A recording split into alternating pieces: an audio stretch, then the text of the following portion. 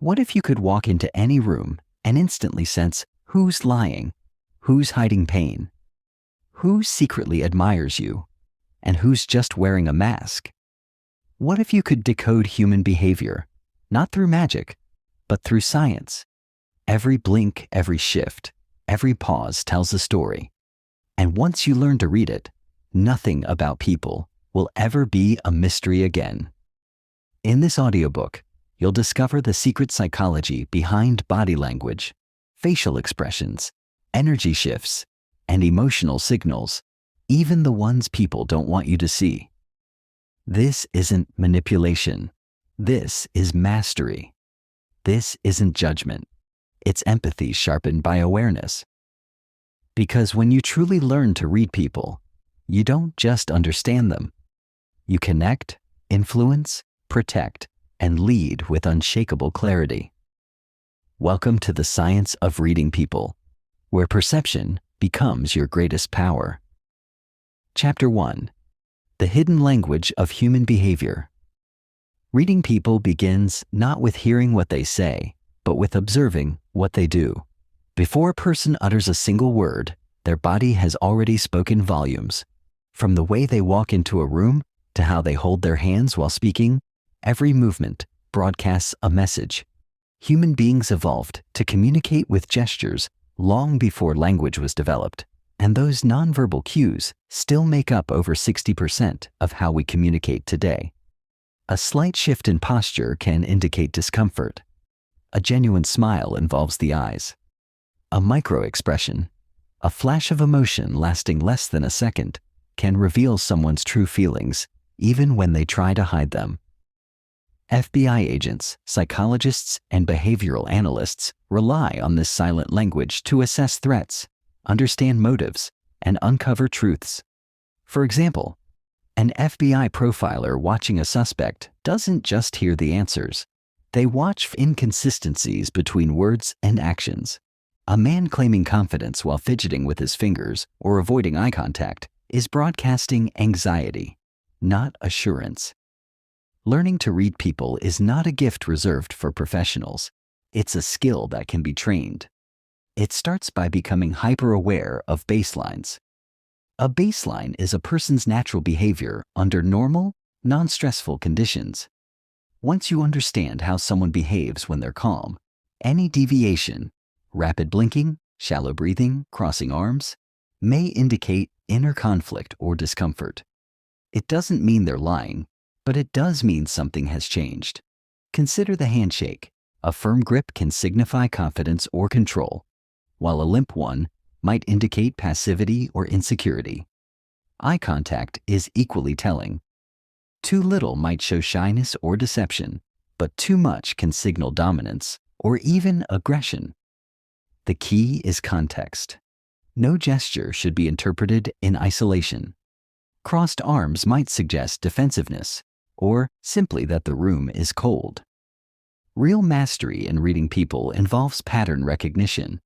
Just like a chess master sees multiple moves ahead, a skilled observer notices the microshifts in energy, facial muscles, posture, and tone of voice.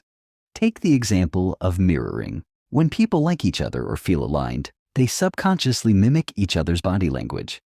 This is rapport in action. When mirroring breaks, say one person leans back while the other leans forward, it could indicate a disconnect or disagreement.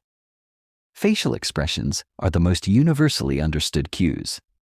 Psychologist Paul Ekman identified 7 universal emotions: happiness, sadness, anger, fear, surprise, disgust, and contempt, each with specific facial patterns. These expressions happen even across cultures, suggesting a biological foundation for emotional display. A furrowed brow, a curled lip, or widened eyes speak a language everyone understands instinctively, even if they don't realize it consciously. Reading people also means listening to how they speak. Their tone, rhythm, pitch, and pace add meaning beyond the words. A pause before answering may suggest hesitation. A raised pitch could indicate anxiety, and overcompensation with too much detail might be a sign of fabrication. But again, Patterns matter more than isolated signs. Behavioral leaks, those involuntary signals that slip through when someone is trying to control their image, often reveal the truth. They may clear their throat excessively, touch their face, or blink more rapidly. These are not proof of lying, but signs of stress, and they warrant deeper observation. To be a true people reader, you must also become a master of empathy. Understanding people is not about judgment, it's about awareness. The more you understand how emotions, experiences, and intentions shape human behavior, the more accurately you can interpret what you see. The science of reading people is part observation, part psychology, and part intuition trained through practice. It requires a curious mind, an observant eye, and the ability to listen deeply, not just to words, but to silences, hesitations, and gestures.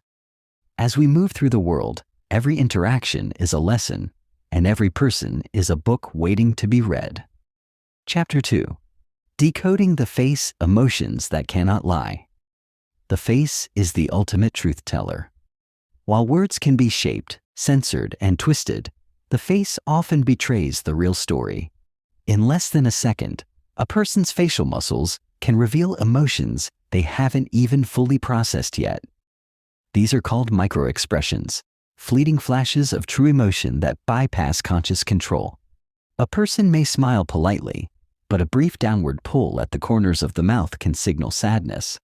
They may nod in agreement, yet their eyebrows knit in a frown that suggests doubt. These contradictions between verbal and nonverbal cues are goldmines for anyone learning to read people. Understanding microexpressions begins with recognizing the 7 universal facial expressions, scientifically proven to be shared by all humans, regardless of culture or language. These are happiness, sadness, fear, anger, surprise, disgust, and contempt. Each has a unique configuration of facial muscles. Happiness involves the eyes crinkling at the corners, not just the upturned lips. Sadness pulls the inner corners of the eyebrows upward and may cause the lower lip to tremble. Fear widens the eyes and stretches the mouth horizontally. Anger lowers the eyebrows and flares the nostrils. Surprise raises the eyebrows and opens the mouth. Disgust scrunches the nose and raises the upper lip. Contempt appears as a one-sided lip raise. To train your eye to catch these signals, you must learn to slow down your observations and heighten your awareness. Imagine watching someone in slow motion. Their reaction when they receive bad news, their fleeting expression when their name is mentioned unexpectedly, or the tension that flickers across their face before they speak. These quick flashes are more reliable than rehearsed responses. In fact, many law enforcement agencies, security professionals, and intelligence officers are trained to detect these involuntary facial signs because they often reveal more than interrogations ever could. But everyday people can also learn this skill. The secret lies in mindful observation. Begin with noticing symmetry. Genuine emotions are usually symmetrical. A genuine smile, called a Duchenne smile, engages both sides of the face and reaches the eyes. A forced smile usually involves only the mouth. The eyes remain flat, lacking the sparkle of true happiness. Another powerful cue is the eyebrow flash. When people greet someone they like or are interested in, they often quickly raise their eyebrows for a split second. It's a nonverbal welcome signal, one that can be used to gauge attraction or social comfort. Conversely, a sudden tightening around the eyes or a clenching of the jaw might indicate suppressed anger or anxiety. Another valuable clue lies in the eyes themselves. While the old saying claims the eyes are the window to the soul, in reality, they're windows to the nervous system. When people feel aroused, whether due to attraction, fear, or stress, their pupils dilate. When they're focused or hostile, their gaze becomes fixed and narrow. Rapid blinking may suggest anxiety, while staring too long can be interpreted as aggression or control. Understanding these subtleties allows you to get ahead in conversations and negotiations. For instance, if you propose an idea in a meeting, and a colleague's smile is tight and doesn't reach their eyes, their microexpression of contempt or skepticism may mean hidden opposition, even if they say, "Sounds good." The face also tells stories about comfort zones. When someone hears something uncomfortable, they might involuntarily touch their face, the nose, ears, mouth, or cheeks. These are self-soothing gestures rooted in the nervous system's fight or flight response. It's the body's unconscious way of calming itself under stress. These face-touching habits are not inherently dishonest, but in context, such as during questioning, negotiation, or storytelling, they can serve as behavioral red flags. To master the art of reading faces, it's not enough to memorize expressions. You must match them to context, emotional intensity, and congruence with speech. Does the person look surprised and genuinely taken aback when hearing news? Or did the surprise come a moment too late, suggesting it was acted? Timing is everything in microexpression analysis. As you hone this skill, you'll begin to trust your instinct more. You'll feel when something is off, even before your brain identifies what it is. This is the subconscious part of pattern recognition working in your favor. With enough practice, you'll spot subtle shifts in expression that alert you to lies, manipulation, interest, fear, or delight, long before the person puts it into words. Reading faces is not just about spotting lies. It's about gaining insight. It's about connecting deeper with people and understanding what they feel but don't say. It's about becoming emotionally intelligent, socially aware, and perceptive. When you know what to look for, the face becomes a map, and every wrinkle, twitch, and blink is a landmark on the road to human truth. Chapter 3. Body Language. The silent messenger of the mind. Before people open their mouths, their bodies start speaking. The way someone enters a room, stands during a conversation, or shifts weight from one leg to another is not random. It's a story in motion. Body language is the most ancient and honest form of communication, rooted in evolution and refined by survival. Our ancestors had to detect danger, trustworthiness, and intention not by words, but by observing movement and posture. Today, we are still hardwired to respond to those cues, whether we realize it or not. Every gesture, conscious or unconscious, transmits a signal. Open palms suggest honesty and openness. Crossed arms can indicate defensiveness or discomfort. Leaning forward shows interest and engagement. Leaning back might signal dominance, arrogance, or disengagement. The key is not to isolate these signals, but to observe them in clusters and patterns. One gesture may be meaningless on its own, but when several signals align, the message becomes clear. For example, if someone crosses their arms, avoids eye contact, and leans away, that trio likely means discomfort or resistance. Posture is a primary indicator of confidence or insecurity. Confident people tend to stand tall, with shoulders back and head held high. Insecure or submissive individuals often make themselves smaller. Hunched shoulders, downward gaze, hands folded in front of the body. In group dynamics, confident individuals often take up more space. They stretch, lean back, gesture widely. This is a territorial signal, often subconscious. When someone invades another's personal space, it can be a sign of aggression, dominance, or intimacy, depending on the relationship. The feet are the most honest part of the body. While people often control their facial expressions and hand gestures, they rarely think about their feet. If someone's feet point toward the door during a conversation, it may mean they want to leave. When engaged and interested, a person's feet point toward the individual they're speaking with. Shifting weight frequently or tapping toes may indicate impatience or nervousness. Hand movements also carry powerful messages. When someone uses their hands to emphasize speech, open gestures, palms facing upward, it usually signals openness, honesty, and confidence. Hands behind the back, in pockets, or constantly fidgeting may indicate discomfort or a desire to hide. Steepling fingers, placing fingertips together to form a triangle, is a classic power gesture, often used by those in control or trying to assert dominance. Touching the neck or rubbing the back of the neck is a classic self-soothing signal, often indicating uncertainty or stress. Scratching the head can mean confusion or searching for the right words. Wrists exposed during conversation often signal vulnerability or openness. Clenched fists, on the other hand, suggest tension or suppressed frustration. Mirroring, when someone subconsciously mimics another person's posture, gestures, or speech pattern, is a powerful indicator of connection and rapport. When people like or respect each other, they mirror each other naturally. This is the body's way of saying, "We're in sync." If someone suddenly stops mirroring, it can be a sign that the connection has broken or discomfort has arisen. Proxemics, the study of personal space, is another key element. Different cultures have different norms, but in general, the closer someone stands, the more intimate or aggressive the interaction. In most cases, people maintain about 18 to 24 inches of personal space with strangers. Standing closer may indicate familiarity, affection, or dominance, while stepping back may signal withdrawal or discomfort.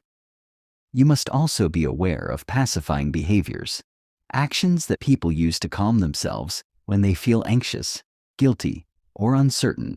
These include rubbing the palms, playing with jewelry, smoothing clothes, or repetitive touching of objects. These gestures help relieve internal tension and often occur when someone is under stress, hiding something, or uncertain about what they're saying. The key to mastering body language is not just to notice it, but to observe deviations from normal behavior. Every person has their baseline, how they act when relaxed. When their behavior suddenly changes, even slightly, it signals a shift in emotion or thought. A normally calm person who starts fidgeting may be nervous. A usually expressive speaker who suddenly becomes stiff may be hiding something. These deviations are where the truth hides. Context matters. Crossed arms in a cold room don't mean defensiveness. Tapping feet during a long meeting could be simple boredom, but when these behaviors appear in emotionally charged conversations or high-stakes scenarios, they become valuable data. Reading body language is not about making instant judgments. It's about developing a deeper awareness. It trains you to slow down, observe carefully, and connect more honestly. With enough practice, you'll walk into any room and feel the emotional temperature without a word being said. You'll recognize who's lying, who's nervous, who's in control, and who's pretending. This ability is more than power. It's empathy, precision, and emotional intelligence in motion. Chapter 4. The Voice Behind the Words, a Decoding Vocal Cues. Words are powerful, but how they are spoken often reveals more than what they actually say. The tone, pitch, pace, volume, and rhythm of a voice create a secondary layer of communication that can either reinforce or contradict the message. The science of reading people includes learning to listen between the lines, hearing not just what is being said, but how it's being said. This is called paralanguage, and it plays a critical role in human connection and deception detection. Tone is the emotional flavor of speech. It colors every word and gives insight into the speaker's feelings. A flat tone might suggest boredom or detachment, while a warm, upbeat tone often indicates friendliness and enthusiasm. When someone says, "I'm fine," but their tone is sharp or their pitch is tense, they're not fine. They're hiding discomfort. Skilled listeners catch the mismatch between words and emotions in the tone, not just the sentences. Pitch refers to how high or low a voice sounds. Under stress, most people's pitch rises because the vocal cords tighten. This is why people often sound shrill or strained when nervous or lying. A sudden change in pitch, especially at key moments in a conversation, may signal emotional spikes like anxiety or fear.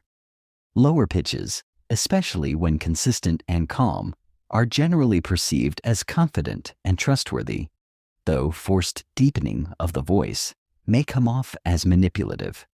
The pace of speech also reveals important information. People who speak quickly may be excited, nervous, or trying to rush past a topic. Those who speak unusually slowly may be choosing their words carefully or deliberately hiding information. Rapid speech filled with unnecessary details can indicate anxiety or even deception, especially when it feels like the speaker is trying to convince rather than simply tell. Volume is another vocal giveaway.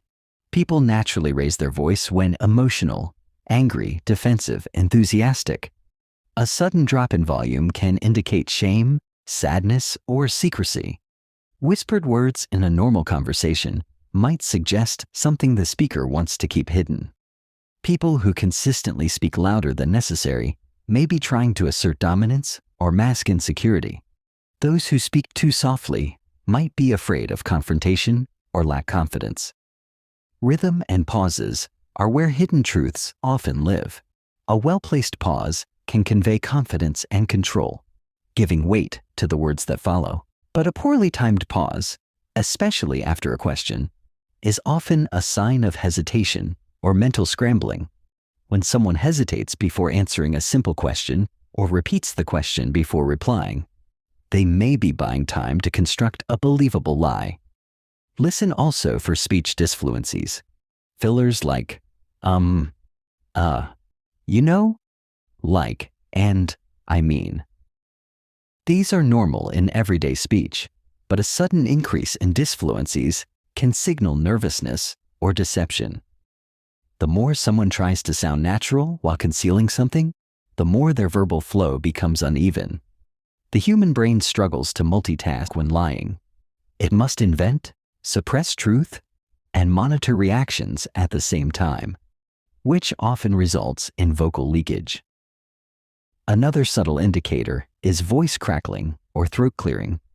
When someone is anxious or feels pressure, their vocal cords tighten and the throat dries out. That's why people often cough or clear their throat unconsciously when about to lie or during a stressful moment. It's a physiological reaction to tension, not a sign of illness.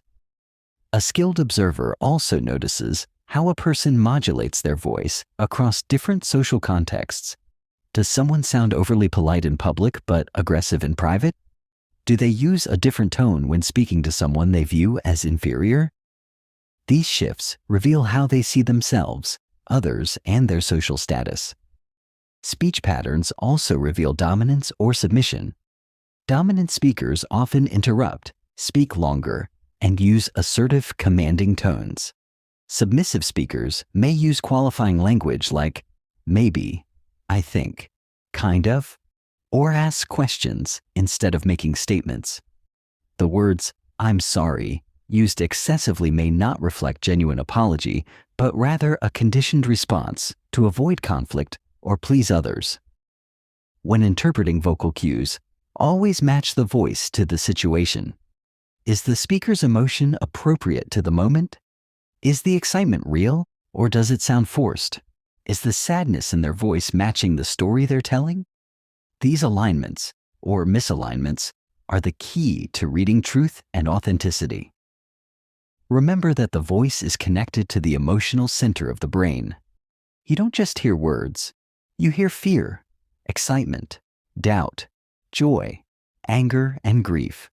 The more you train your ear, the more you'll develop a kind of emotional echolocation, detecting what others feel by how their words echo emotionally. Reading people through their voice isn't about judging or catching them in a lie. It's about tuning in. It's about listening not just with ears, but with full attention and emotional sensitivity. Whether in a business negotiation, a date, a job interview, or a family conversation, mastering vocal cues will give you the upper hand, not to manipulate others, but to understand them more deeply. Now, Chapter 5, Spotting Lies. The Psychology of Deception. Lying is a human behavior as old as language itself. People lie to protect themselves, to gain advantage, to avoid consequences, or simply to save face. But no matter how well someone constructs a lie, the body often tells a different story. Understanding the psychology of deception means recognizing that lying creates cognitive dissonance, a mental conflict between what a person knows to be true and what they are saying. This conflict generates stress, and stress leaves clues. Contrary to popular belief, liars are not always nervous, shifty-eyed, or fidgeting. In fact, experienced liars often overcompensate by maintaining steady eye contact, speaking calmly, and limiting movement to avoid suspicion. This is why baseline behavior is essential.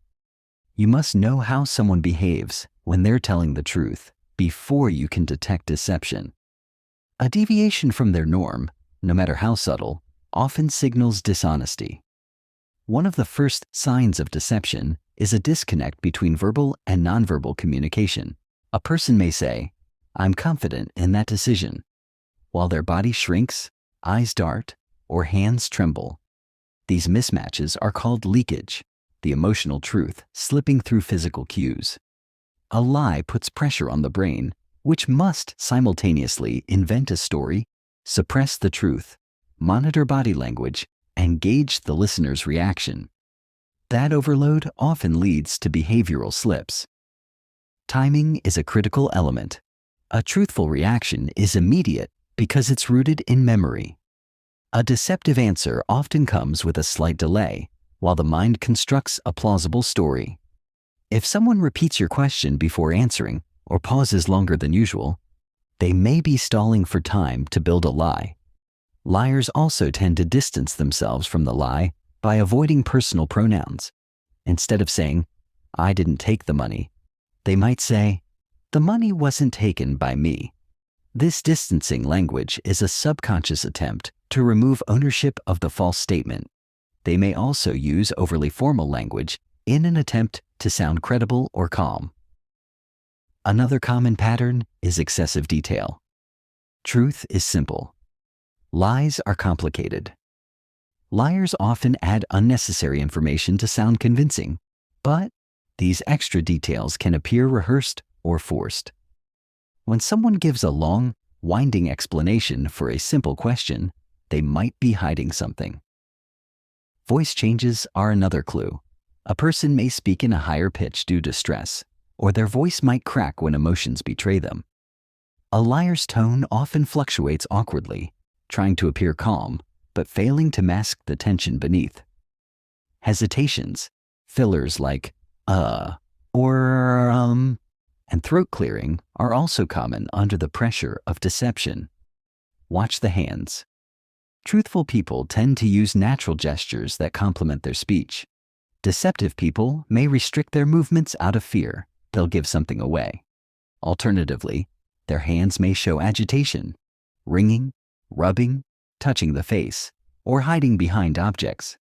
Hand-to-face movements, especially around the nose, mouth, or neck, are classic anxiety indicators often associated with lying. Facial expressions also betray lies. A fake smile lacks the subtle crinkle around the eyes.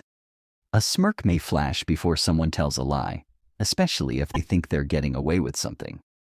Microexpressions, those fleeting flashes of real emotion, often contradict the spoken words. For instance, someone might say, "I'm not upset," while a microexpression of anger flashes across their face. Liars often mirror less. When two people are in sync, they naturally mirror each other's gestures and posture. But someone hiding the truth may withdraw, break mirroring patterns, or create artificial distance to feel less vulnerable. They might cross their arms, lean back, or angle their body away, subtle signs of psychological withdrawal. Sometimes, people overassert their honesty, saying things like, "To be honest with you," or "I swear to God." These qualifiers are red flags. Truth rarely needs reinforcement. The need to insist on truthfulness can indicate inner doubt. One of the most powerful indicators of deception is incongruence. That's when the tone, facial expression, and body language don't match the content of speech. A person claiming to be calm but showing physical signs of tension is likely hiding something. This incongruence creates a gut feeling in observers, a sense that something doesn't feel right. However, it's critical to remember, no single behavior proves deception. All clues must be interpreted in context and compared to the individual's baseline. A nervous person isn't necessarily lying. An introvert may avoid eye contact even when telling the truth. Cultural differences also play a huge role in expression and posture. To effectively spot lies, you must become an emotionally neutral observer. Set aside personal bias. Don't accuse, just observe. Ask the same question multiple ways. Watch for story inconsistencies. Listen more than you speak. Give silent space. Liars often rush to fill it. Truthful people stick to their original story. Liars revise as needed. In high-stakes environments like law enforcement or interrogation, professionals use a method called cognitive interviewing, where the subject is asked to recall events in reverse order or describe details from different sensory angles. This increases mental load, making it harder for liars to maintain their story. In everyday life, learning to spot lies can protect you from manipulation, fraud, and emotional harm. But it's also a path to deeper authenticity. When you understand the stress that lying causes and the signs it leaves behind, you become more honest yourself, more aware, and more connected to truth. Chapter 6: Personality Patterns. Understanding the core of human behavior. Every person you meet has a unique personality blueprint, a combination of traits, tendencies, and preferences that shape how they think, feel, and act. To read people accurately, you must look beyond temporary emotions and into deeper behavioral patterns. While body language, facial expressions, and vocal cues reveal what a person is feeling in the moment, personality reveals why they feel and act that way. The science of reading people, therefore, is incomplete without understanding personality types. At the heart of human behavior lies predictability. People are surprisingly consistent when you learn what drives them. Some people avoid conflict at all costs. Others lean into dominance. Some seek validation through approval, while others thrive in solitude and independence. These patterns repeat across time, relationships, and environments. Your job as a reader of people is to identify them. One of the most effective tools for identifying personality is the Big 5 Personality Traits model. These 5 traits, openness, conscientiousness, extroversion, agreeableness, and neuroticism, create a framework for understanding individual differences.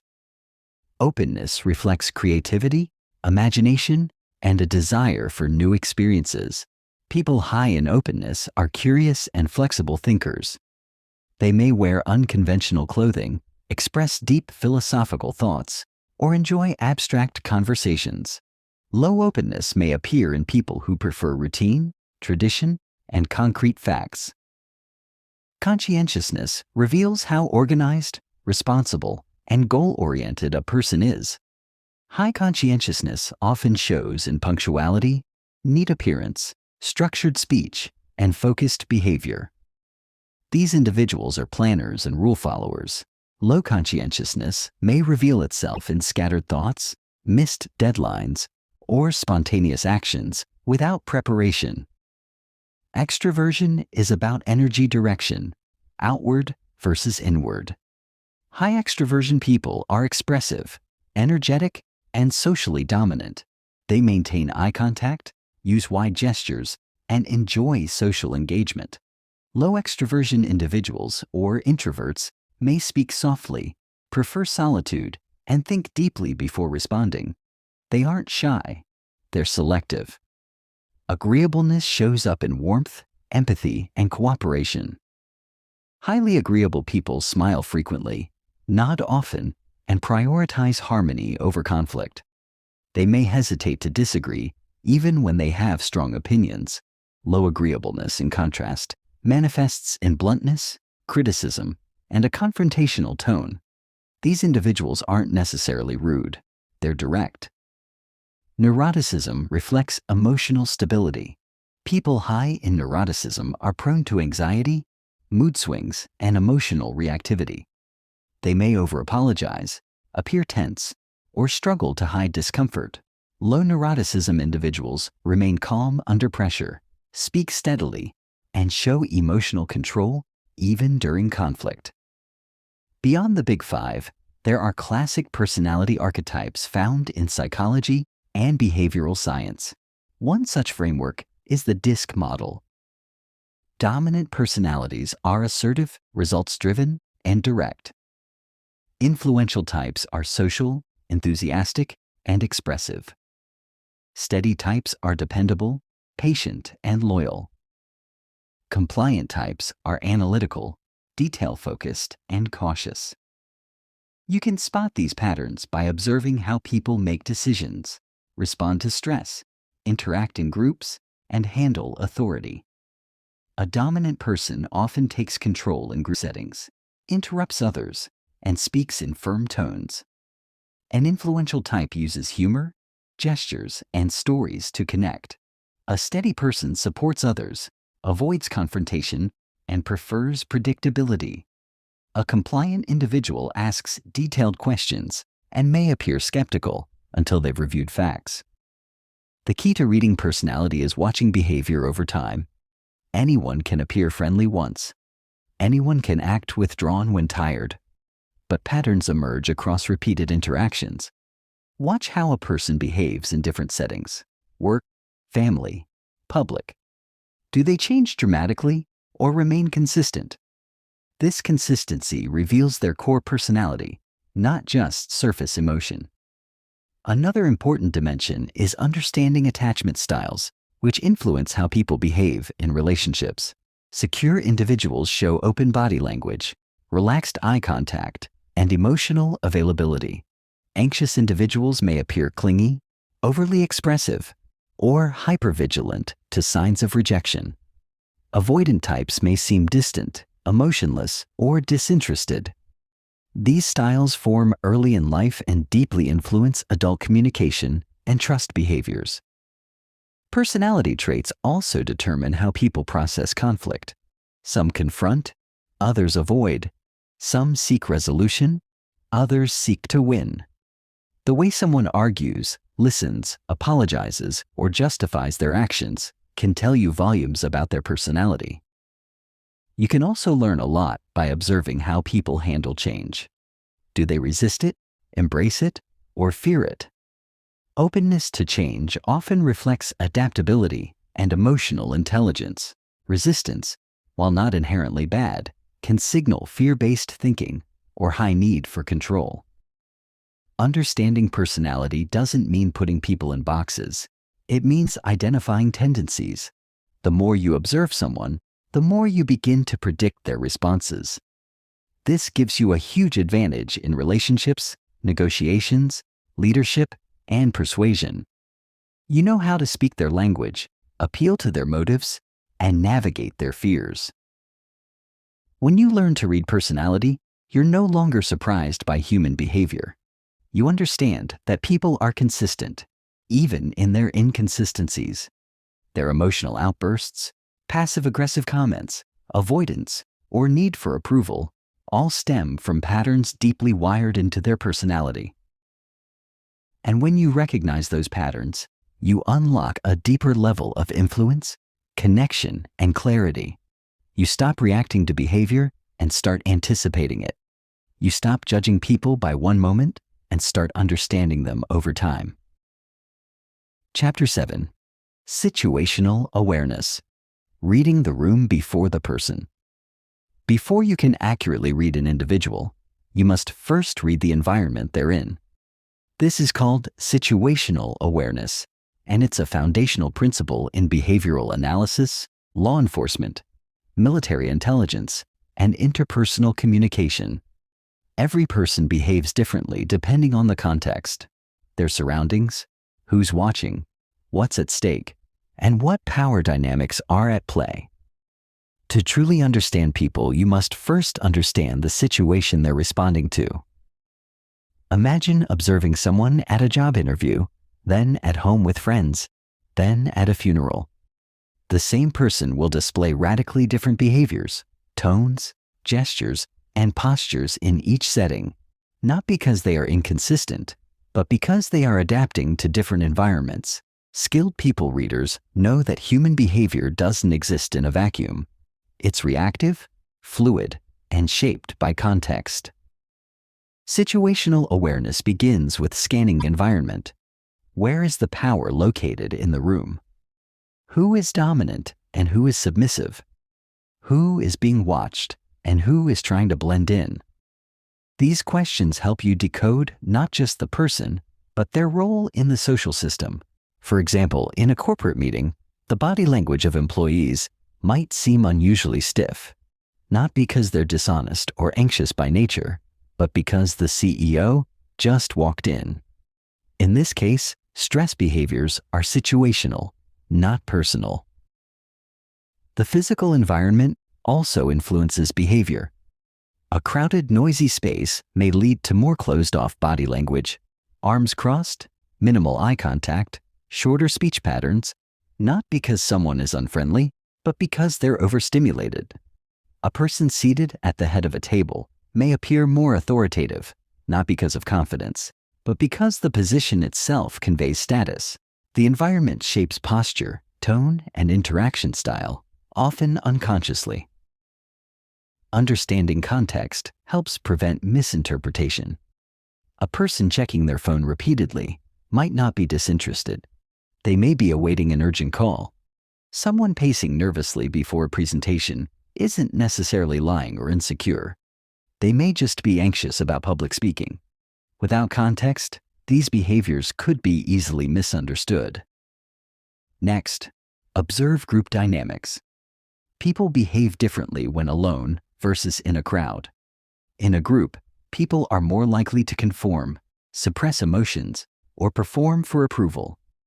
In private, they're often more honest and relaxed. Notice who leads the conversation, who agrees silently, who interrupts, and who stays quiet. Silence can be louder than words in a group setting. Also, study social alignment.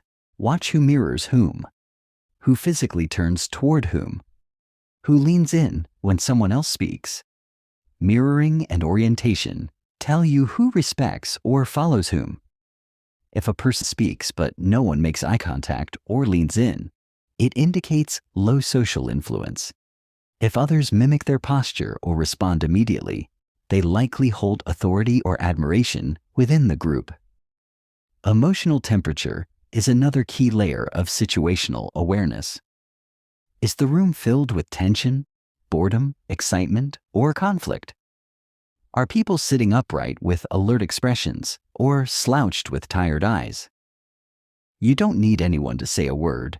You can feel the energy. This emotional climate affects individual behavior. A usually confident speaker might appear tense, not because they're insecure, but because the room is cold and unwelcoming. In high-stakes environments like negotiations, courtrooms, or boardrooms, context becomes even more critical. People perform. They calculate their behavior. They manage impressions. This is why seasoned observers don't just look at what someone is doing, but ask, what would I do if I were in their position? Empathy fuels accurate observation. When you step into their shoes, considering their role, fears, motivations, and audience, you begin to interpret behavior more intelligently. Even time of day can influence behavior. People tend to be sharper, more alert, and more emotionally regulated in the morning. Fatigue, hunger, and mental overload in the afternoon can create irritation, impatience, and short answers, not because of personality, but because of biology. When people experience situational pressure, like being watched, judged, challenged, or questioned, their true stress signals appear. This is when the most authentic microexpressions, vocal cracks, and body shifts surface. That's why interrogators and behavioral analysts often create controlled discomfort, because stress reveals what comfort hides. To train yourself in situational awareness, practice scanning rooms without focusing on individuals first.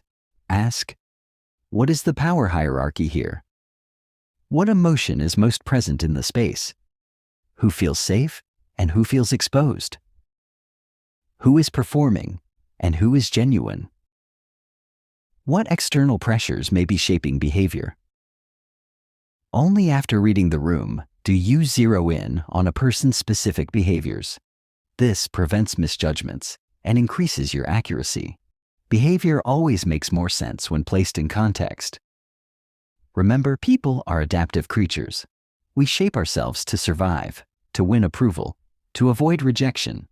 We adjust based on the people around us and the environment we occupy. When you master the ability to read the situation, you stop blaming individuals for every behavior and start seeing the deeper patterns at play. The world becomes clearer, people's motives become visible, and your ability to influence, persuade, and connect multiplies. Not because you control the situation, but because you understand it better than anyone else in the room. Chapter 8. Emotional Intelligence Feeling. What others can't say. Reading people isn't only about observing actions or decoding signals, it's about feeling what they feel. At the core of human understanding lies emotional intelligence, EQ, the ability to recognize, understand, and respond to the emotions of others and yourself. Without EQ, even the most skilled observer becomes a cold analyst. With it, you become not just a reader of people, but a connector of hearts. Emotional intelligence begins with empathy, not sympathy, not pity, but the raw ability to step into another's emotional world without needing to fix, advise, or escape. It's sensing sadness behind a smile. It's hearing the pain in someone's silence. It's recognizing when someone's anger is actually fear wearing armor. To read people emotionally, you must first become aware of your own emotional state. If you're angry, tired, or distracted, your interpretation of others will be distorted. Your emotional lens colors your perception. That's why emotionally intelligent observers pause to regulate themselves before judging anyone else. When you meet someone, their emotional energy speaks before their words. Are they radiating calm or buzzing with anxiety? Are their shoulders relaxed or tense? Is their voice flat or emotionally loaded? These subtle signs are emotional cues, and people with high EQ detect them instantly. Start by listening for emotional subtext.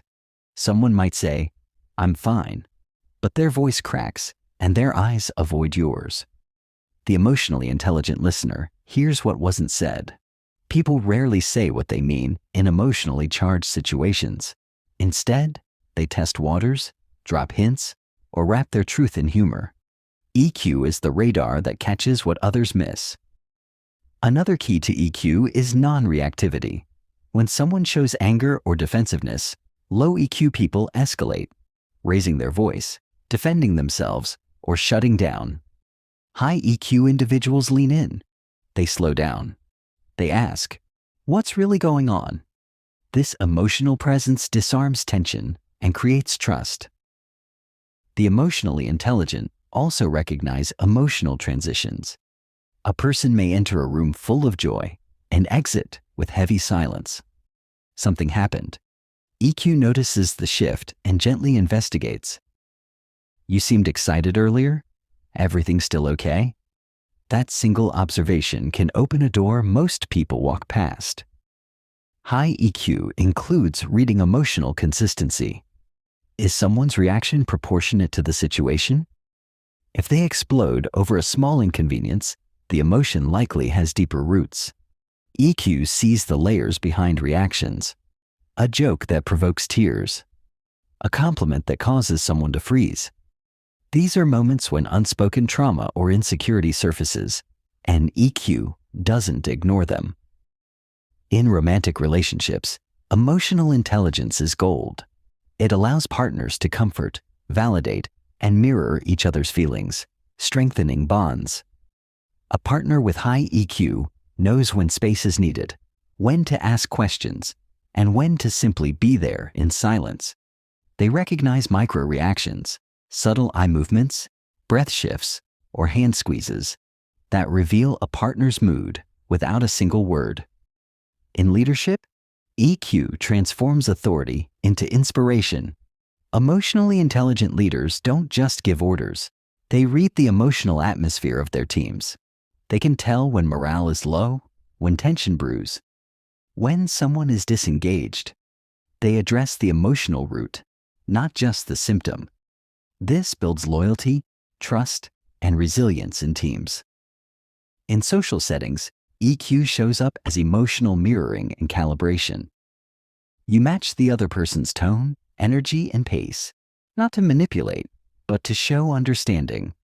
If someone speaks slowly and softly, and you respond loudly and fast, it creates friction. High EQ senses this mismatch and adjusts. This is why charismatic people feel in tune with everyone. They are emotionally agile. But EQ is not about emotional flooding. It's not feeling everything so deeply that you lose control. It's about emotional regulation, knowing how to hold your emotions without suppressing or dumping them. It's noticing that you're irritated, but choosing to respond calmly. It's recognizing sadness without needing to collapse.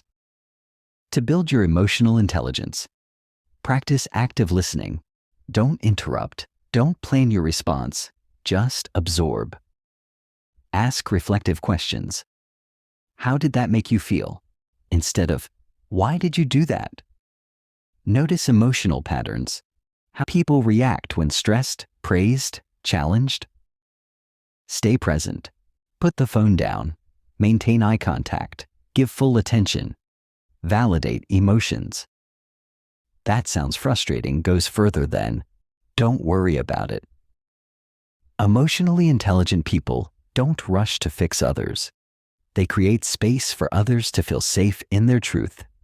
They're not perfect, but they are present. They know that every person is carrying invisible burdens, and they approach others with curiosity rather than assumption. Reading emotions is not weakness, it's strength. It's the ability to connect across barriers, calm storms before they erupt, and understand people so well that they don't have to explain themselves. It's knowing when someone is hurting, even when they smile. When you master emotional intelligence, you don't just read people. You feel them. You honor them.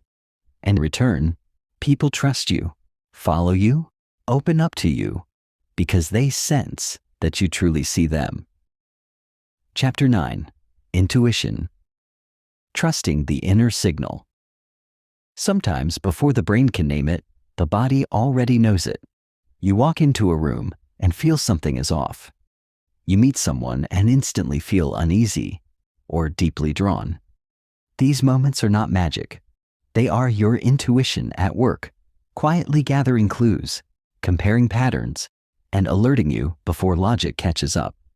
In the science of reading people, intuition is the bridge between experience and awareness. Intuition is often misunderstood.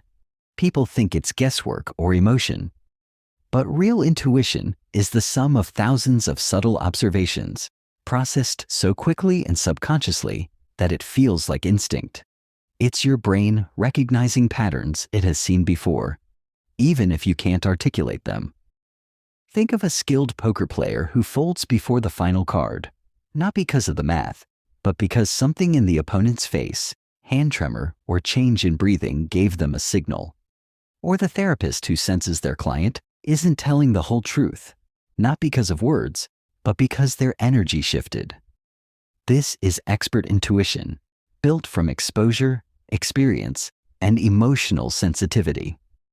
To develop your own intuition, you must first quiet the noise. Intuition cannot compete with overthinking, constant distractions, or emotional reactivity. It thrives in stillness. When your mind is calm, you begin to feel more. You begin to notice more. Start by paying attention to your gut reactions.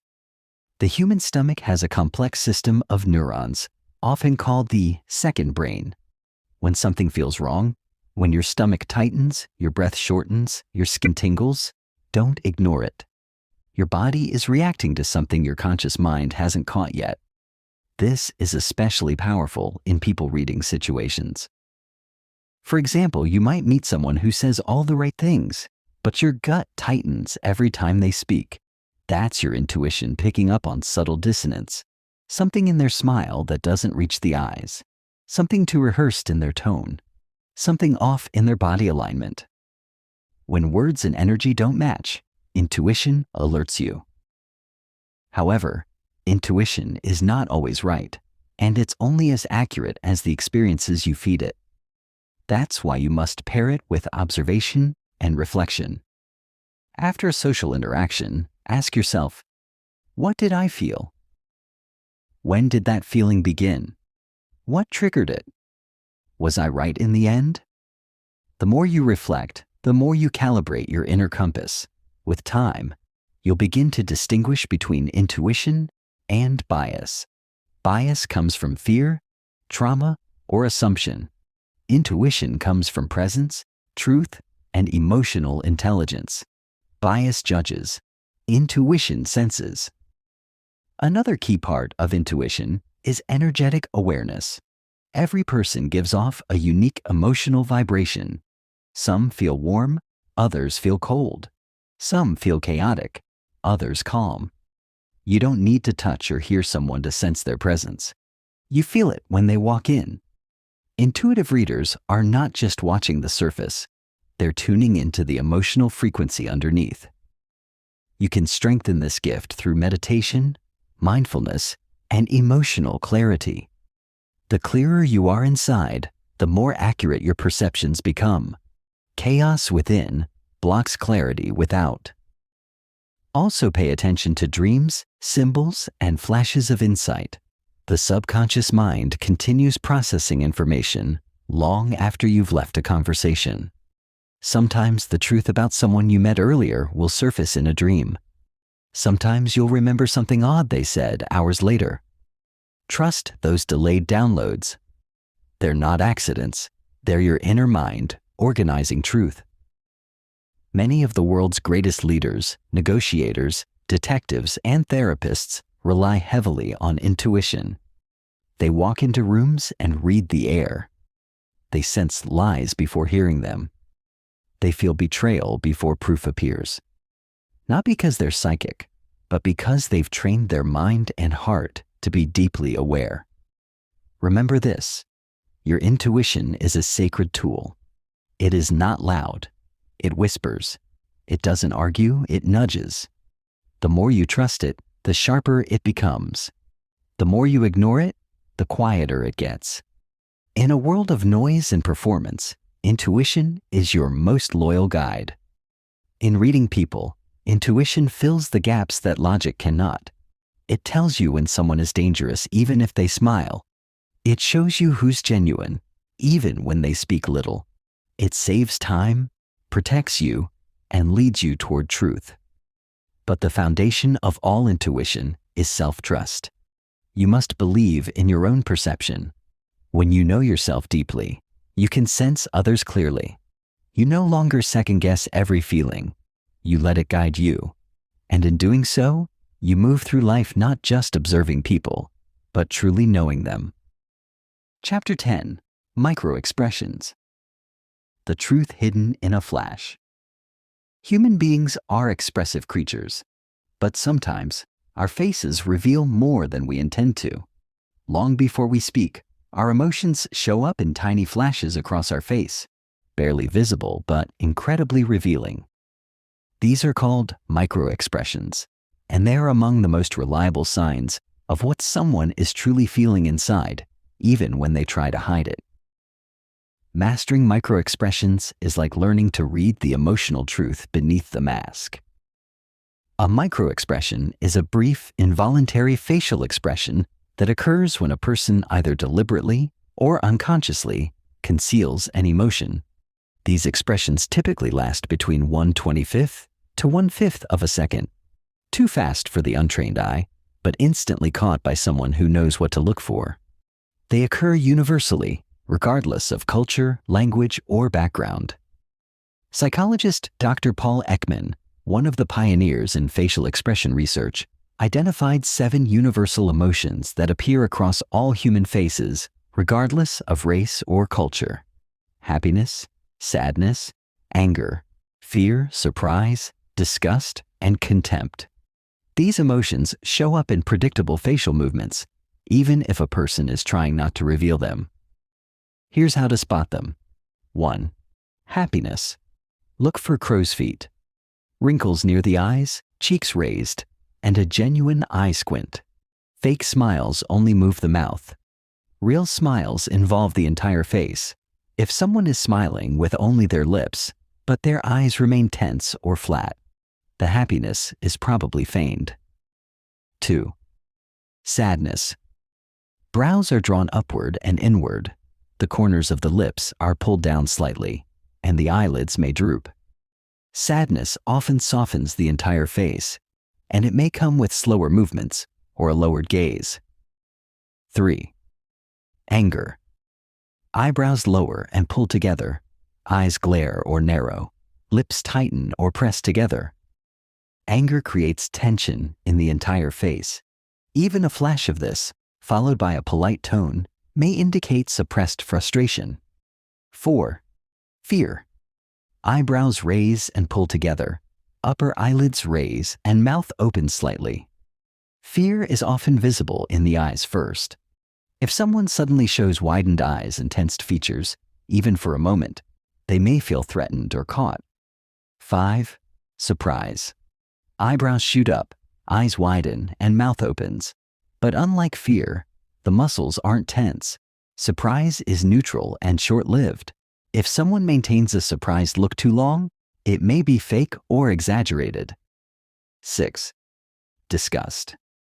The upper lip raises, the nose wrinkles, and the eyebrows lower slightly. Disgust is often associated with physical repulsion. If someone sees or hears something they find offensive or unpleasant, this expression may flash across their face even before they speak. 7. Contempt. A subtle, one-sided mouth raise. This is a complex emotion, part superiority, part dislike. Contempt is particularly dangerous in relationships and negotiations because it indicates judgment, dismissal, or disdain. The power of microexpressions lies in their uncontrollability. While someone can rehearse their words and posture, microexpressions betray their raw emotions. This is especially useful in high-stakes conversations, job interviews, interrogations, sales pitches, or relationships where people often conceal what they truly feel. Training your eye to detect microexpressions takes practice.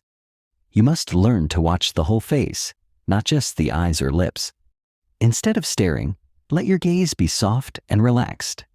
Often, you'll feel a change before you consciously recognize what shifted. That momentary twitch in the brow, that sudden flicker of tension, it's the truth leaking out. Here are a few practical tips to sharpen your skill. Watch muted videos of conversations, then guess the emotions before hearing the sound. Replay real-life interactions in your memory. What did you feel during someone's reaction?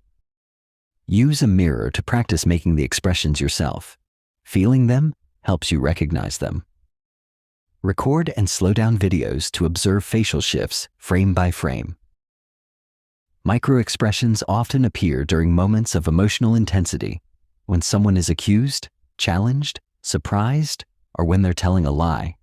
These flashes may contradict their words. A person saying, "I'm not angry" with an angry microexpression is likely suppressing the truth. But as always, context is king. A microexpression is a clue, not a conviction. Don't jump to conclusions. Combine facial reading with tone, posture, timing, and baseline behavior. If someone shows a flash of fear while discussing a business idea, it might not mean they're lying. It could mean they're insecure or unsure. Your goal is not judgment, but understanding. Microexpression mastery gives you a sixth sense in communication. It lets you feel what others won't admit.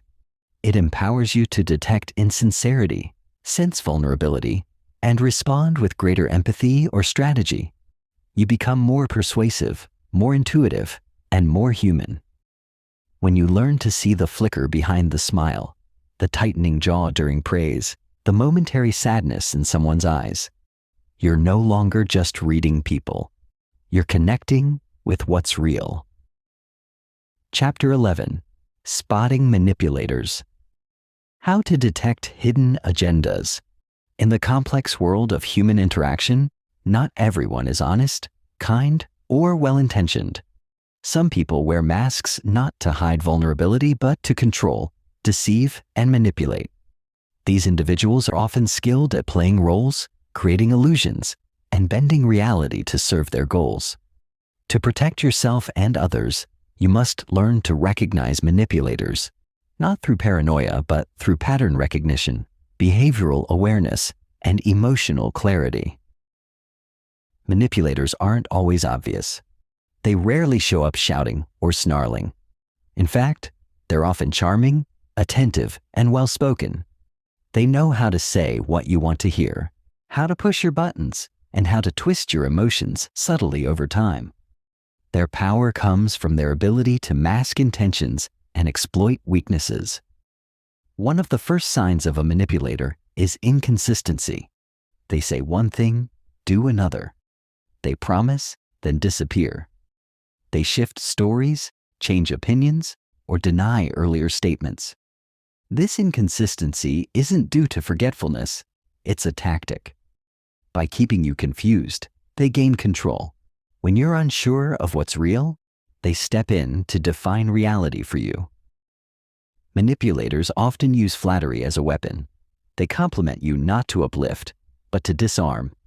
They build trust quickly, showering you with praise and validation, so you let your guard down. Then, once they have emotional leverage, they begin to take. If someone seems too interested, too quickly, if their admiration feels excessive or rehearsed, pause and examine their intent. Another red flag is guilt tripping. Manipulators are masters of emotional pressure. They say things like, "After all I've done for you, this is how you treat me? I guess I'm just not important to you. If you really cared, you would." These statements are not sincere expressions of hurt. They're strategic plays designed to make you feel responsible for their emotions and actions. They hijack your compassion and use it to control your choices. Also beware of gaslighting. This is a form of psychological manipulation where the person makes you doubt your memory, perception, or sanity. For example, "I never said that. You must be imagining things. You're too sensitive. You always overreact." You're the one causing all these problems. Over time, gaslighting erodes confidence, leaving you dependent on the manipulator's version of reality. If you constantly second-guess yourself around someone, that's a warning sign. Manipulators also love to use triangulation, bringing in a third person to validate their point or create jealousy. They may say, "Everyone agrees with me. You're the only one who doesn't get it. My ex never treated me this way." Even your friends think you're overreacting. This technique isolates you and makes you question your judgment. It subtly positions the manipulator as the reasonable one and you as the irrational one. In relationships, manipulators often oscillate between idealization and devaluation. At first, you're perfect, everything they've ever wanted. But once they sense emotional control, the charm fades. Criticism begins. "You're not good enough. You're too much." Then, when you pull away, they love bomb you again, just enough to pull you back in.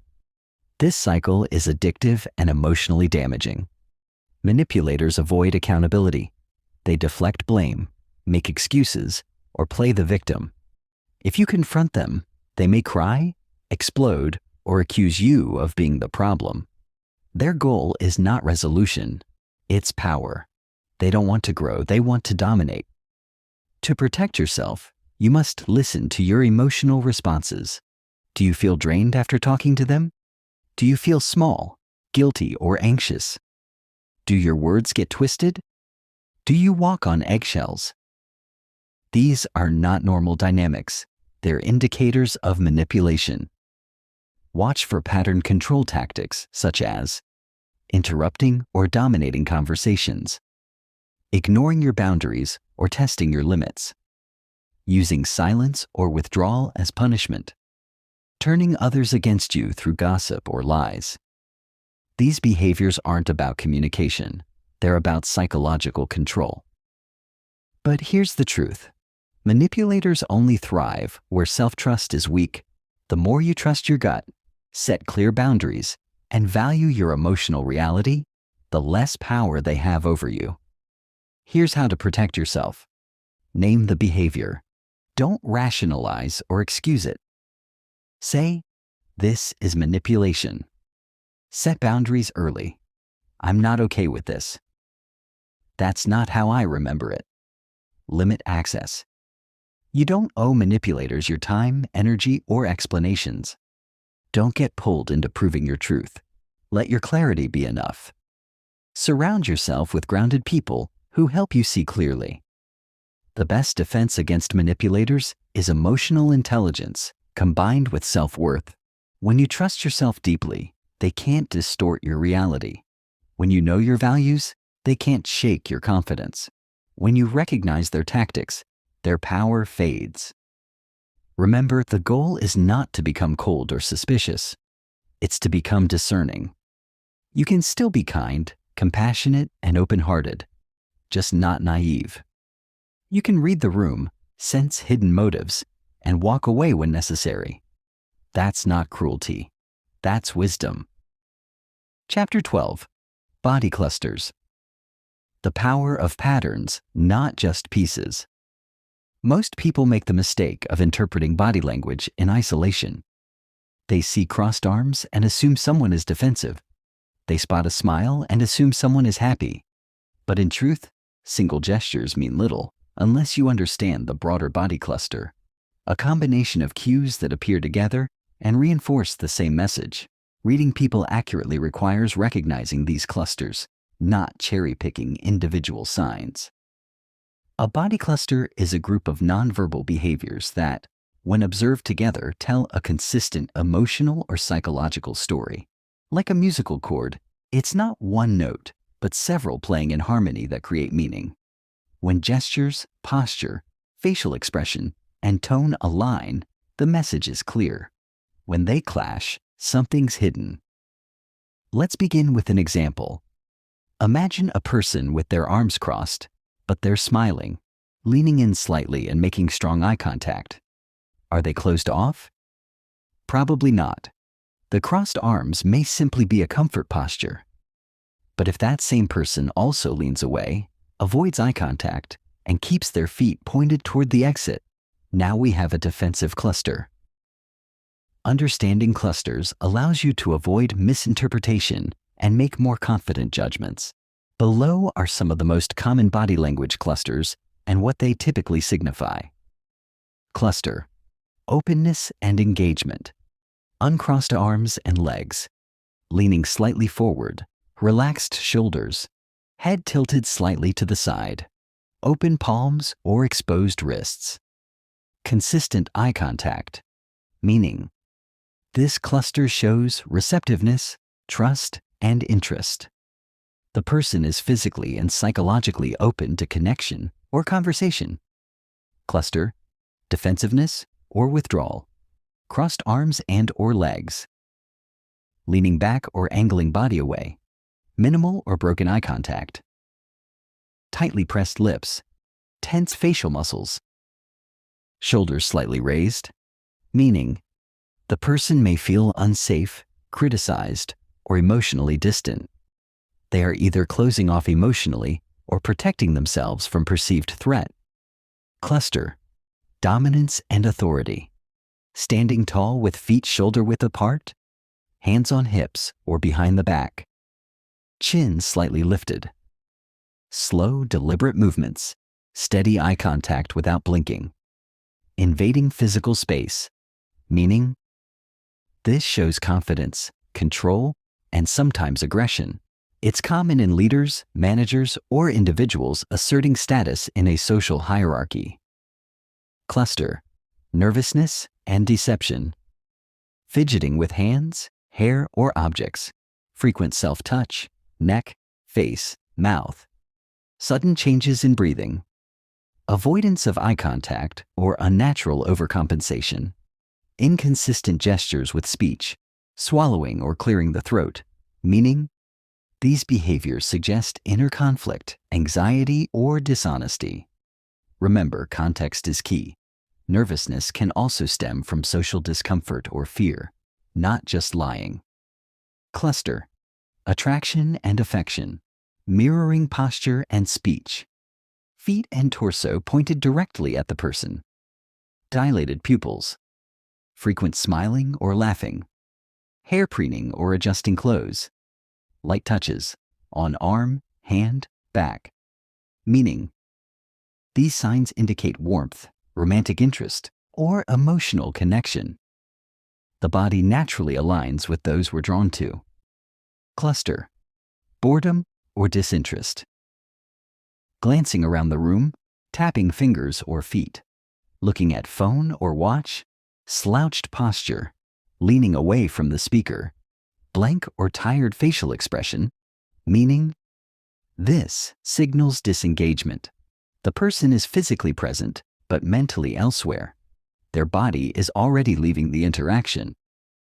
Cluster stress or inner conflict, rubbing forehead, temples, or eyes, rapid blinking or eye darting, shoulders tight and hunched, jaw clenching or teeth grinding, inconsistent breathing patterns, forced smiles or laughter, meaning these signs often show someone is mentally overwhelmed or emotionally conflicted.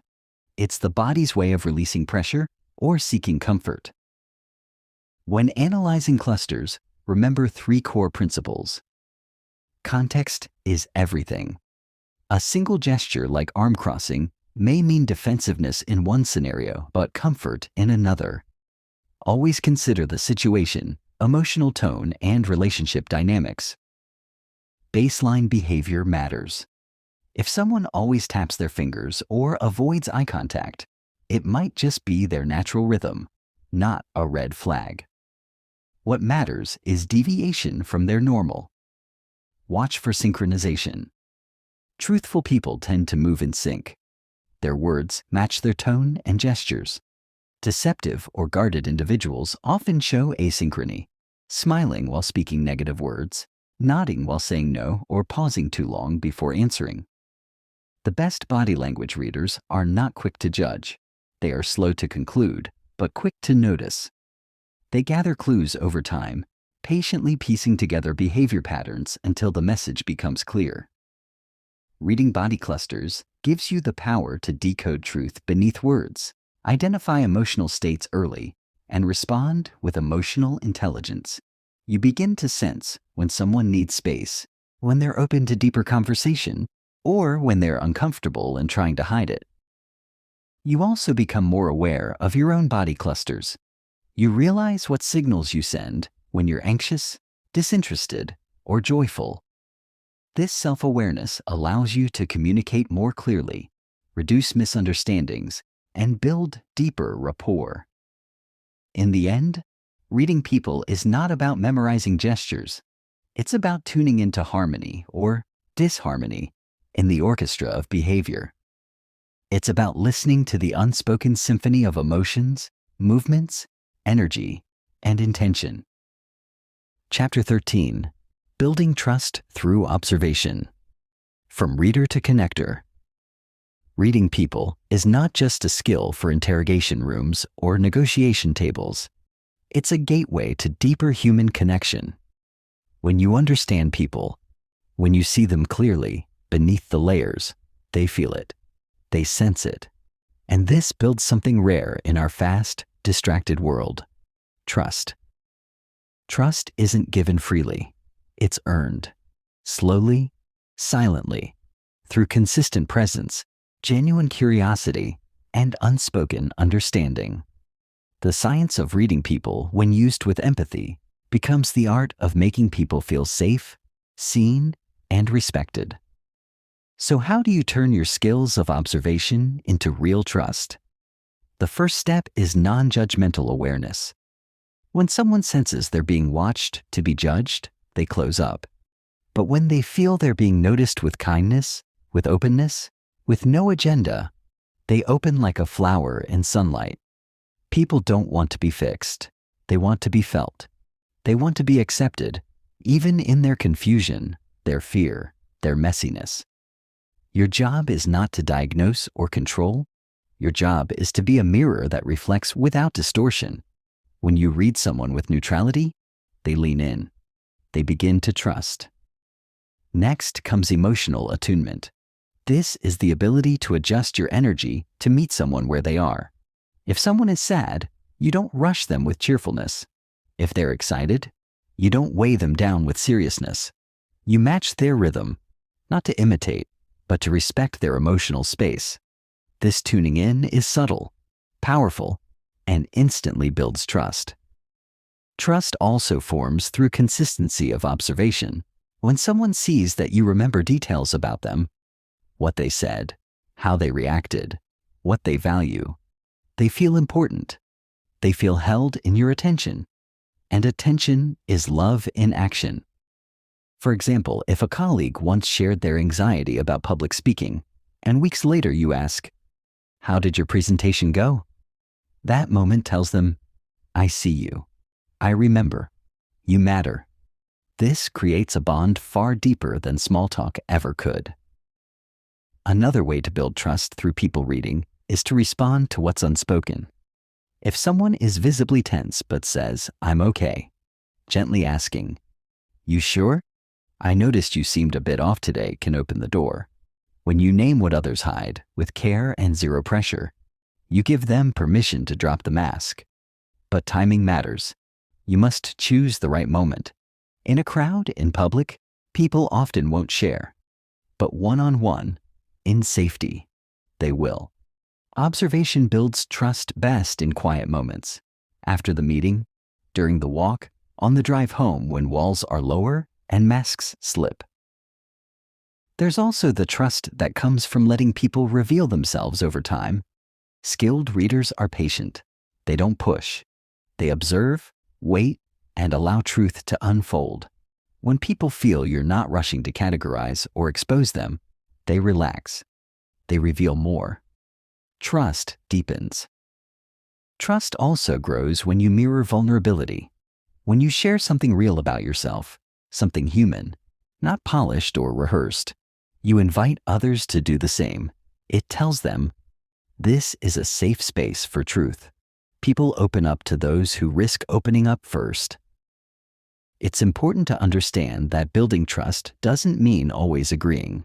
Sometimes trust is built in gentle challenge, in calling out a lie with love, in questioning a pattern you notice, in refusing to enable self-deception. If done with respect and care, this strengthens the bond, not breaks it. Here's the key. People trust those who both see clearly and care deeply. If you see but don't care, you become cold and clinical. If you care but don't see, you become naive and easily manipulated. But when you combine perception with compassion, your presence becomes medicine. To become a connector, ask yourself daily, did I make anyone feel truly seen today? Did I notice something others missed? Did I reflect someone's truth without judgment? Did I use my observations to understand, not control? Trust isn't built in grand gestures. It's built in eye contact, held a second longer. In remembering someone's name, in asking follow-up questions, in hearing the pause behind their words, in saying, I noticed. These small acts of attunement are the bricks that build lasting human bridges. When you master the science of reading people, you don't become manipulative. You become magnetic. People want to be around you because they feel safe. They don't know why exactly, but they feel lighter, freer, more themselves. That's because you're doing what few people do, truly paying attention.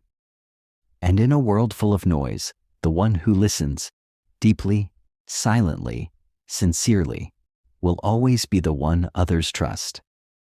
Chapter 14. The Art of Calibration. Adjusting your approach. Based on what you see. Reading people is only half the power. The other half lies in what you do with what you see. That's where calibration comes in. Calibration means adjusting your words, your energy, your timing, and your behavior based on the signals others are giving you. It's the ability to respond, not react, in a way that builds connection, avoids friction, and influences others effectively. Think of it this way. Reading people gives you the data, but calibration is the response strategy. A great communicator doesn't just notice someone is closed off. They shift their tone to become more gentle, back off slightly, or change topics. A persuasive leader doesn't push harder when they sense resistance. They pause, ask questions, and move sideways instead of forward. Calibration is the difference between being right and being effective. Start with presence. To calibrate well, you must stay present. You can't be in your head planning your next line. You have to feel the room, notice micro-reactions in real time, and adjust quickly. A slight frown, a shoulder pullback, a delayed nod. These subtle signs tell you when to pivot. If you miss them, you bulldoze the conversation. Great calibrators are watchers first, speakers second. Observe the feedback loop. Every time you speak or act, you get feedback. Facial expression, body language, tone shift, energy level. Are they leaning in or pulling away? Laughing or silent? Responding with warmth or going cold? These cues help you know if your approach is working. If your joke lands flat, calibrate. If your advice triggers defensiveness, recalibrate. If your question sparks curiosity, lean in deeper. Calibration isn't manipulation. It's adaptation. It shows emotional intelligence, social awareness, and respect for the other person's experience. Calibrate your energy. One of the fastest ways to create connection or tension is energy mismatch. If someone is soft-spoken and reflective, and you come in loud and fast, they'll likely withdraw. If someone is energetic and passionate, and you're monotone and slow, they'll disengage. The key is energy mirroring, not mimicry, but alignment. Raise or lower your intensity to meet theirs. It creates comfort and trust. Once rapport is built, you can slowly guide them into your desired energy zone. Calibrate your questions. Good readers know what questions to ask. Great calibrators know when and how to ask them. If someone is tense, don't ask direct or confrontational questions. Try gentle curiosity. What's been on your mind lately? You seem a bit distracted. Want to talk about it? If someone is guarded, avoid asking for personal details immediately. Build safety first. If someone is open and emotional, go deeper with, what did that moment teach you? How did that really feel for you? The tone of your question, supportive versus interrogative, matters more than the words themselves. Calibrate your silence. Silence is a tool. In emotionally intense moments, speaking too soon can shut someone down. A well-timed pause allows others to gather their thoughts, feel safe, and go deeper. If someone shares something vulnerable, don't rush to comment. Sit in the silence. Let them know you're fully there. Sometimes the best calibration is doing nothing, just holding space. Calibrate based on roles and hierarchy. Your approach should shift depending on the power dynamics. You don't speak to a nervous intern the same way you do to a confident CEO. You don't challenge a client like you would a close friend. Understanding someone's role and how they see themselves helps you calibrate your communication style. High-status individuals often prefer direct, concise language. Sensitive individuals respond better to warmth and validation. Analytical thinkers appreciate logic and structure. Emotional types want to feel heard before being offered solutions. Know your audience, then adjust. Calibrate in conflict. In conflict, calibration becomes survival. If someone is angry, you don't match their volume, you lower yours. If they blame, you don't defend, you reflect. If they shut down, you don't push, you soften. The goal is not to win, but to de-escalate and understand. Emotionally intelligent calibrators disarm defensiveness, not by being passive, but by being centered and responsive. Calibrate your boundaries. Calibration also means knowing when not to adjust. Some people will try to pull you into their chaos, guilt you into over-explaining, or dominate your time. In these cases, the best calibration is firm boundaries with calm delivery. I hear you, but I'm not available right now. Let's talk about this when we've both had time to think. I'm not comfortable with that approach. You don't have to match someone's chaos to honor their emotions. Calibration as influence. When done with integrity, calibration becomes a superpower of influence. You guide conversations, resolve tension, spark connection, and make people feel deeply understood, all without forcing, faking, or dominating.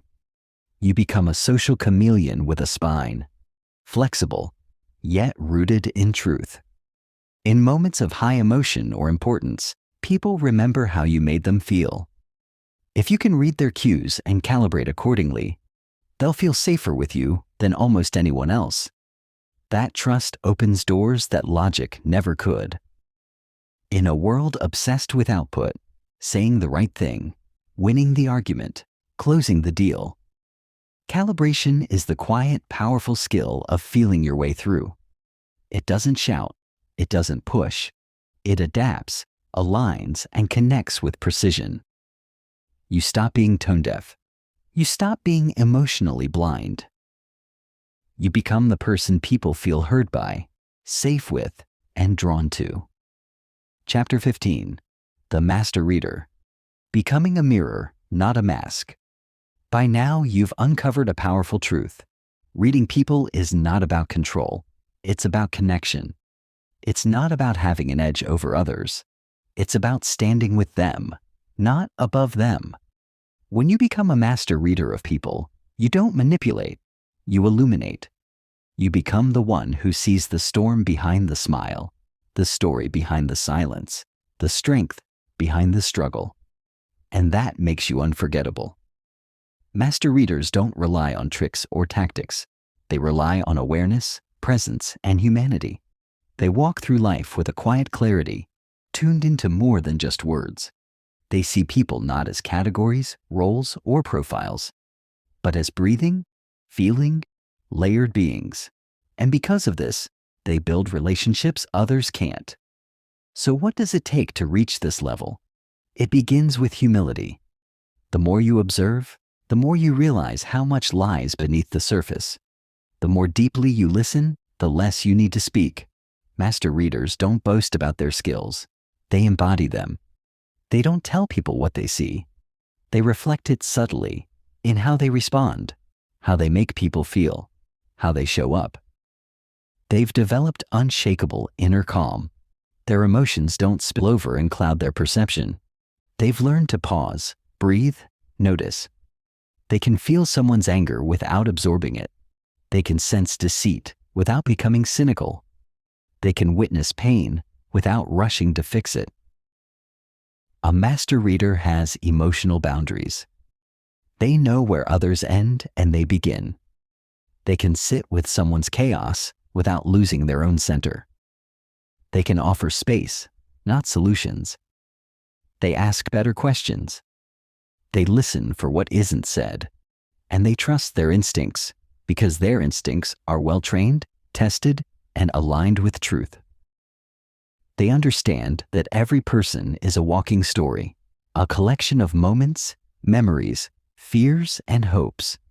And their job is not to decode someone as if they're a puzzle, but to witness them without agenda. That witnessing is rare. Most people walk through life unseen. When you truly see someone, you give them a kind of healing they didn't even know they needed. Master readers see beneath behavior. They understand that rudeness often hides insecurity, that perfectionism often masks fear of not being enough, that anger often protects deep grief, and that silence is not emptiness. It's often overwhelmed emotion. They don't react to behavior. They respond to what's behind it. They also know when to speak and when to remain silent. Sometimes, the most powerful response is a nod, a presence, a mirror. They aren't driven by ego. They don't need to show off what they see, because they've learned that when you understand people deeply, your actions speak louder than your interpretations. The master reader is also a master of self-awareness. They know that their own biases, wounds, and emotions shape how they see others. So they do the inner work. They question their assumptions. They reflect on their reactions. They strive to stay clean in their lens so their perception is accurate, not distorted. And most importantly, they never stop learning. Every person is a new chapter, a new variation, a new combination of patterns. They remain curious, humble, evolving. They never assume they've figured someone out, because they know that people are not equations. They are oceans, always shifting, always deeper than expected. To become a master reader, practice the following every day. Be present in every interaction, even brief ones. Watch not just what people say, but how they say it. Observe without trying to solve. Listen without needing to respond. Reflect on your own emotional responses. What are they telling you? Trust your gut, but test it. Verify your instincts with patience and curiosity. See everyone, yes, everyone, as worthy of your attention and respect. Because here's the real secret. The greatest readers of people are the ones who make others feel seen, not analyzed, not diagnosed, seen, understood, held. And when you become that person, you don't just read people, you transform them. You become the mirror in which they recognize themselves, the stillness that calms their storm, the rare soul who listens when no one else does. That is the gift of reading people. That is the legacy you leave, not by what you say, but by what you see.